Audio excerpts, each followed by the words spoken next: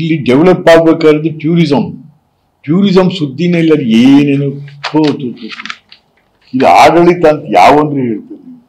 ಇಲ್ಲಿ ಏನಿದೆಪ್ಪ, ಮೈಸೂರಲ್ಲಿ ಚಾಮುಂಡಿ ಬೆಟ್ಟ ತೋರಿಸ್ತೀರಿ, KRS ತೋರಿಸ್ತೀರಿ, ಅರಮನೆ ತೋರಿಸ್ತೀರಿ, ಎಷ್ಟೆಷ್ಟು ತರ ಹೇಳಿದ್ದಾಯ್ತು. ಎಕ್ಸಿಬಿಷನ್ನ 12 ತಿಂಗಳು ಮಾಡ್ರಿ, ದುಡ್ಡಾಗುತ್ತೆ. ಬರೀ ಇದರಲ್ಲೇ ದಸರಾ ಮಾಡ್ಬೋದು ನಾವು, 50 ಕೋಟಿ ಖರ್ಚು ಈ ಸರ್ತಿ ದಸರಾಕ್ಕೆ. ಮುಂದಿನ ವರ್ಷ 100 ಕೋಟಿ ಮಾಡಿ ಅವನು ತಿನ್ಕೊಂಡು ಹೋಯ್ತಾನೆ ಅಷ್ಟೆ. ಆದ್ರಿಂದ ಯಾವುದೇ ವಿವೇಚನೆ ಇಲ್ಲದ ಒಬ್ಬ ಮುಖ್ಯಮಂತ್ರಿ ರಾಜ್ಯನ ಈ ರೀತಿಯಾಗಿ ಹಾಳು ಮಾಡ್ತಾ ಇರ್ತಕ್ಕಂಥದ್ದು ನಮ್ಮೆಲ್ಲರಿಗೂ ಕೂಡ ಬಹಳ ಬಹಳ ವೇದನೆ ತಂದಿದೆ ಅಂತಕ್ಕಂಥ ಮಾತನ್ನು ಈ ಸಂದರ್ಭದಲ್ಲಿ ನಾನು ಬಹಳ ನೋವಿನಿಂದ ಹೇಳ್ತಾ ಇದ್ದೀನಿ ಸರ್. ಹೇಳಿ sir.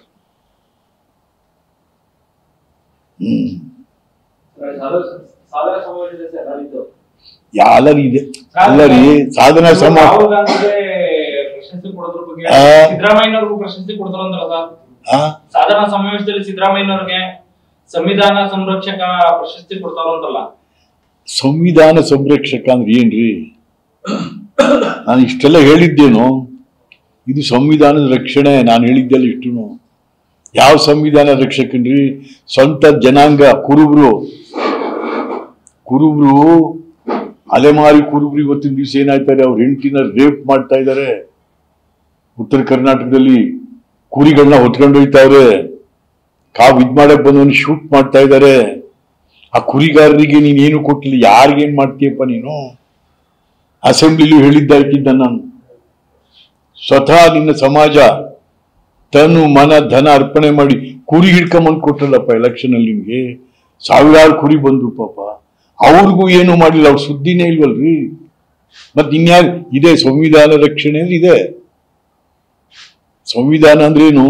To protect the interest of the down trodden, to protect the interest of the backward minorities, schedule caste, ಕೆಳಗಡೆ ಇರೋರ್ನ.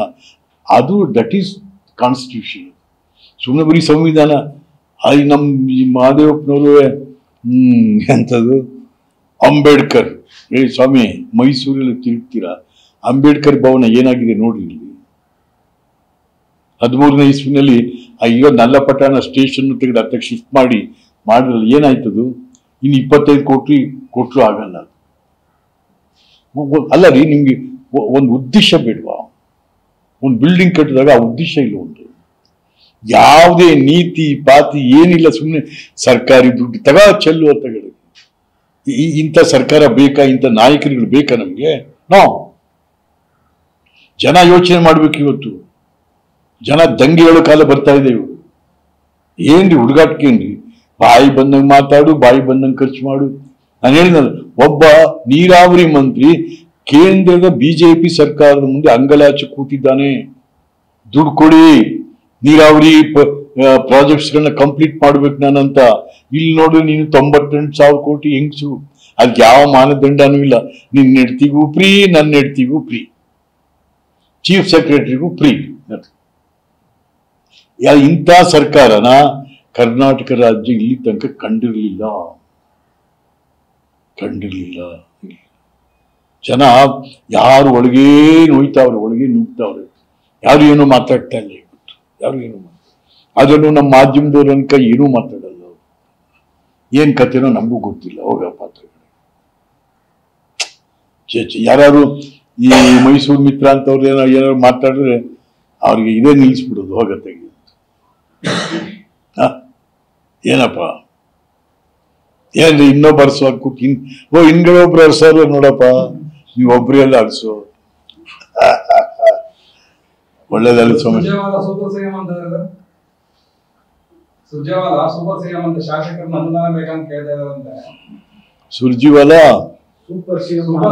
ಹೇಳ್ತಾ ಇದ್ದಾರೆ. ಶಾಸಕರಿಗೆ ಅನುದಾನ ಬೇಕಾ? ನಿಮ್ಗೆ ಅನುದಾನ ಸಿಕ್ಕಿದೆಯಾ ಅಂತ ಅವ್ರ ಹತ್ರ ಕೇಳ್ತಾ ಇದ್ದಾರೆ. ಸುರ್ಜಿವಾಲಾ ಬಂದು ಏನ್ ಮಾಡಲ್ರಿ? ಸಿಎಂ ಏನ್ ಹೇಳ್ತಾನೆ ಕೇಳ್ಕೊಂಡು ಹೋಗ್ತಾನೆ. ಸರ್, ಅವ್ರನ್ನ ಸೂಪರ್ ಸಿಎಂ ಅಂತ ಕರೀತಾವ್ರೆ. ಶಾಸಕರುಗಳಿಗೆ ಅನುದಾನನ ಬೇಕಾ ಬೇಡವಾ ಅನ್ನೋದನ್ನ ಅವರೇ ಕೇಳ್ತಾರೆ ಅನ್ನೋ ಮಾತು.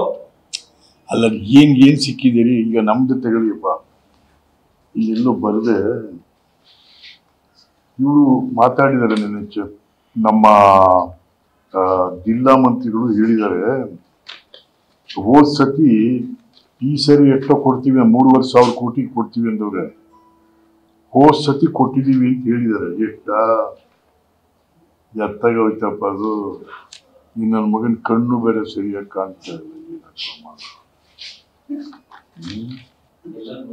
ಹೋದ್ ಸತಿ 2,500 ಕೋಟಿ ಕೊಟ್ಟಿದ್ವಿ. ಒಂದು 6 ತಿಂಗಳಲ್ಲೋ ಏನೋ 2,500 ಕೋಟಿ.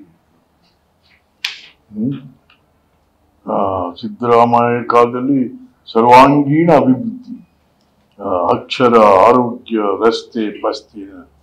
ಅಯ್ಯೋ, ಸರ್ಕಾರಿ ಸ್ಕೂಲ್ ಎಲ್ಲ ಬಾಗ್ಲಾಕಿ 2,000 ಸ್ಕೂಲ್ ಬಾಗ್ಲಾಕುದಿಲ್ಲ ಸ್ವಾಮಿ. ಮೇಷ್ಟ್ರುಗಳು ಸುಮ್ಮನೆ ತಿರುಗ್ತಾವೆ. ಆಸ್ಪತ್ರೆಗಳಲ್ಲಿ 40% ಡಾಕ್ಟರ್ಗಳಿಲ್ಲ. ಇದು ಸುಭಿಕ್ಷ ರಾಜ್ಯ. ಏನಪ್ಪ, ಜನ ಇನ್ಮೇಲೆ ನಗ್ತಾನೆ ತಿರುಗ್ತಾರೆ ಸ್ವಾಮಿ. ಇನ್ಮೇಲೆ ಏನ್ ಅನ್ಕೊಂಡ್ರಿ? ಅಭಿವೃದ್ಧಿ ಮಾಡಿ, ಅಭಿವೃದ್ಧಿ ಸುಳ್ಳು ಹೇಳ್ಬೇಡಿ. ಯಾಕೆ ಈ ಪಾರ್ಟಿ ಸುಳ್ಳು ಹೇಳ್ತೀರಾ ಸ್ವಾಮಿ?